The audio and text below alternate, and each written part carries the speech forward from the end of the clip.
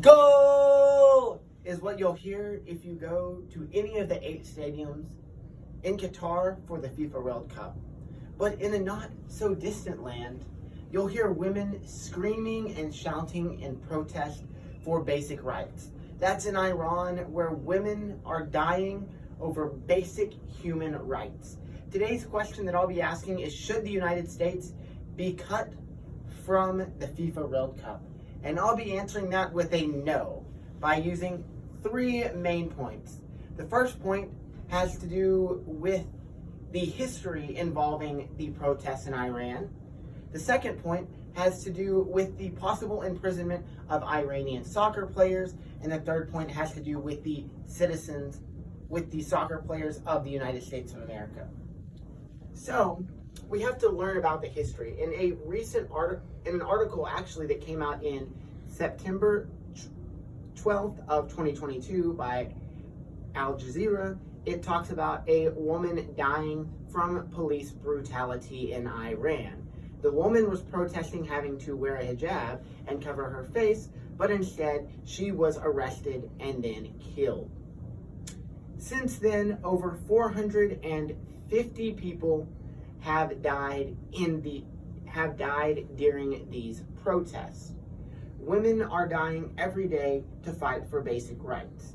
And the question that some would ask is, why should a country even be allowed to play in the World Cup if at this exact moment they are killing women over basic rights?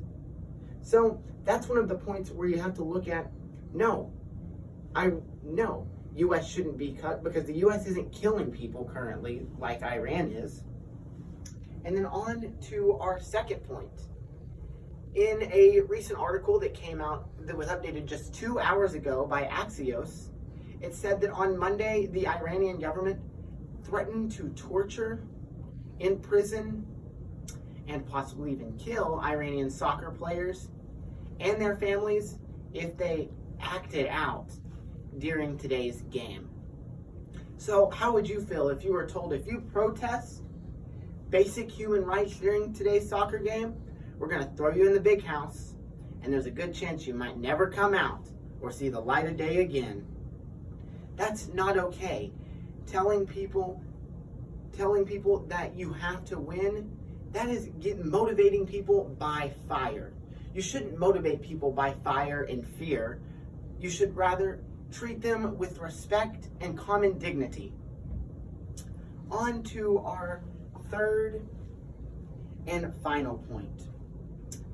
Yesterday, the U.S. men's soccer team thought that it would be a good idea to go ahead and remove the Islamic emblem from the Iranian flag and then post that onto the standings update on their Twitter page.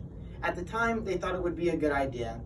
They were doing that in protest to support these women. But what they didn't realize is that there were consequences that could possibly come out about this.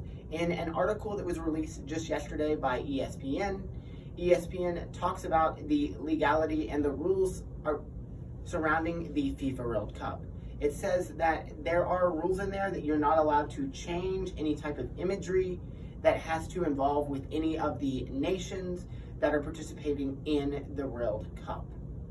The U.S. did not do this on purpose, knowing that they would possibly be facing these violations that could get them kicked out, but rather in support of women in their basic rights. And because of that, Iran decided they would come out with a statement saying that they wanted the U.S. kicked out of the FIFA World Cup.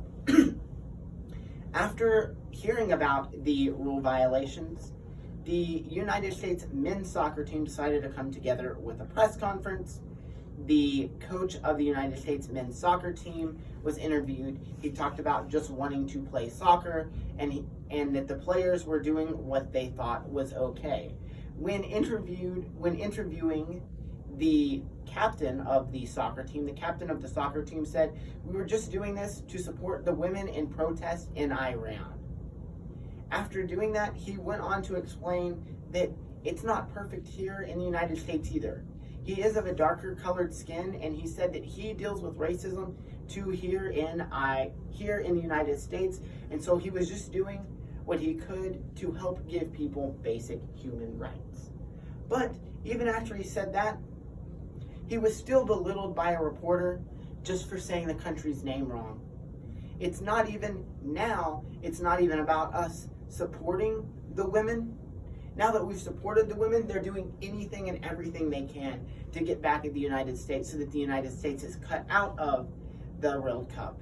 As you probably already know, the United States is playing Iran today at 1 p.m., which is already going on. And at last checked, the United States was winning 1-0. The only way Iran could possibly win today's game the only way they could possibly advance is if they were to get a win, which is unlikely, and if they were to get a draw. And right now, it doesn't look like they are to get a draw unless we tied the game at 1-1 or something like that. So, as you see, they're coming up with statements and they're trying to hit us with every rule possible because we supported these women, even though we have made a sincere apology and we have taken it down off of our Twitter page. All in all, the question is, yes, the United States should be allowed to participate and stay in the World Cup, but we should switch that around and say that it shouldn't be the United States that's kicked out, it should be Iran. Because Iran is out there killing women who just want basic rights.